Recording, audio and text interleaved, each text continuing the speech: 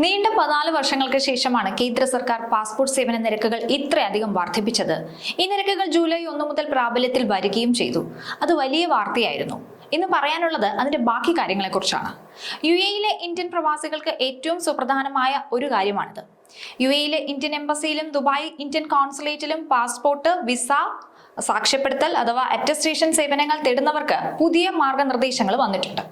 Administrative കാരണങ്ങളാൽ ഈ സേവനങ്ങൾ ഇനി മുതൽ പൂർണ്ണമായും മുൻകൂട്ടിയുള്ള അപ്പോയിന്റ്മെന്റിന്റെ അടിസ്ഥാനത്തിലായിരിക്കും കിട്ടുക.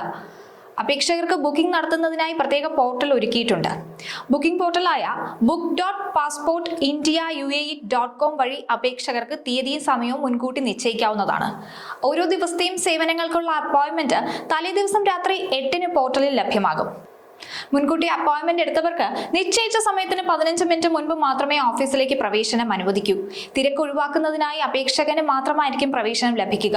എന്നാൽ പ്രായപൂർത്തിയാകാത്ത കുട്ടികളുടെ അപേക്ഷകൾക്ക് മാതാപിതാക്കൾ രണ്ടുപേരും ഒപ്പമുണ്ടായിരിക്കണം. ദുബായ് കോൺസുലേറ്റിൽ പാസ്പോർട്ട്, വിസ, അറ്റസ്റ്റേഷൻ ഉൾപ്പെടെയുള്ള സേവനങ്ങൾക്കും നേരിട്ടെത്തി അപേക്ഷിക്കുന്ന വോക്ക് ഇൻ രീതി അനുവദിക്കില്ലെന്ന് അറിയിപ്പിൽ വ്യക്തമായിട്ട് പറയുന്നുണ്ട്. കോൺസുലേറ്റിലേക്കുള്ള പ്രവേശനം 1-ാം നമ്പർ കവാടത്തിലൂടെ മാത്രമായിരിക്കും. അതേസമയം അബുദാബിയിലെ ഇന്ത്യൻ എംബസിയിൽ പരിമിതമായ തോതിൽ വോക്ക്-ഇൻ സേവനങ്ങൾ ലഭ്യമായിരിക്കും. രാവിലെ 9 മുതൽ 11 വരെ ലഭ്യമാകുന്ന ഈ സൗകര്യത്തിൽ പുതിയതായി ജനിച്ച കുട്ടികളുടെ അപേക്ഷകൾക്കും എമർജൻസി സർട്ടിഫിക്കറ്റുകൾക്കും മാത്രമായിരിക്കും മുൻഗണന നൽകുക. അബുദാബി എംബസിയിൽ അപേക്ഷ സമർപ്പിക്കാൻ എത്തുന്നവർ അൽ സഫാറത്ത് സ്ട്രീറ്റിലുള്ള പ്രധാന കവാടത്തിലൂടെ വേണം പ്രവേശിക്കാൻ. രേഖകളുടെ ഡെലിവറി ഉൾപ്പെടെയുള്ള മറ്റന്വേഷണങ്ങൾക്കായി അബുദാബി അൽ ഇഷ്റാഖ് സ്ട്രീറ്റിലെ ഗാർഡിയൻ ടവറിൽ 1-ാം നിലയിലുള്ള കോൺസുലർ വിങ്ങിനെയാണ് സമീപിക്കേണ്ടത്. അപേക്ഷകർ പൂർണ്ണമായി പൂരിപ്പിച്ച അപേക്ഷാ ഫോമും അനുബന്ധ രേഖകളും കരുതണം. പാസ്പോർട്ട് അപേക്ഷകൾ വെബ്സൈറ്റ് വഴി ഓൺലൈനായി സമർപ്പിക്കാവുന്നതാണ്.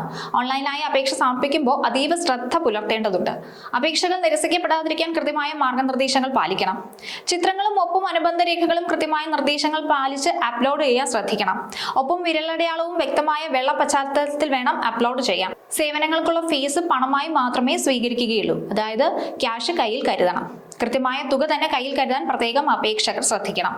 നേരത്തെ UAE-യിൽ ഇന്ത്യൻ പാസ്പോർട്ട്, വിസ സേവനങ്ങൾ നൽകിയിരുന്ന BLS ഏജൻസിയെ പരാതികളെ തുടർന്ന് ഒഴിവാക്കുകയും ടെൻഡർ ക്ഷണിച്ച് നടത്തിയ തെരഞ്ഞെടുപ്പിൽ അൽ ഹിന്ദ് ട്രാവൽസിന് സേവനാനുമതി ലഭിക്കുകയും ചെയ്തിരുന്നു. പക്ഷേ ഇതിനെതിരെ BLS കോടതിയെ സമീപിച്ചതിനെ തുടർന്നാണ് സേവനം പ്രതിസന്ധിയിലായത്. ഇതോടെ തൊഴിലാളികൾ അടക്കമുള്ള ഇന്ത്യൻ പ്രവാസികൾ ആശങ്കയിലായിരുന്നു. ഈ വിഷയത്തിൽ വൈകാതെ തീരുമാനമുണ്ടാകുമെന്ന് തന്നെയാണ് പ്രതീക്ഷ.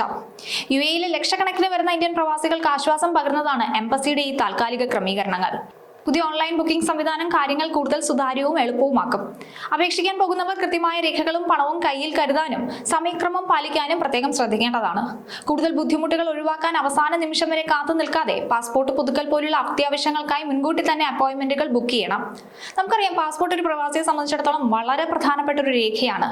അത് വെറുമൊരു യാത്രാരേഖ മാത്രമല്ല, അത് അവരുടെ ജീവനും ജീവിതോപാധിയും ഒക്കെയാണ്. ജന്മനാട് വിട്ട് മറ്റൊരു രാജ്യത്ത് പോകണമെങ്കിൽ ഇത് കൂടിയേ തീരൂ. അന്യനാട്ടിൽ സ്വന്തം മേൽവിലാസം അടയാളപ്പെടുത്താൻ രാജ്യത്തിന്റെ നിയമപരമായ സുരക്ഷിതത്വം ഉറപ്പാക്കാനും പാസ്പോർട്ട് ആവശ്യമാണ്. പാസ്പോർട്ട് ഇല്ലാത്ത ഒരു പ്രവാസിക്ക് വിദേശ മണ്ണിൽ യാതൊരുവിധ നിയമപരമായ നിലനിൽപ്പും ഉണ്ടായിരിക്കുകയില്ല.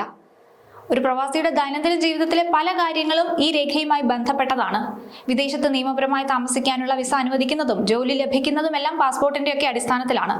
ഇതിന്റെ കാലാവധി കഴിയുന്നതോടെ വിസയും റദ്ദാകും. അതുകൊണ്ട് തന്നെ കൃത്യസമയത്ത് പാസ്പോർട്ട് പുതുക്കാതിരുന്നാൽ കനത്ത പിഴയും നിയമ നടപടികളും നാടുകടത്തലും വരെ നേരിടേണ്ടതായിട്ട് വരും.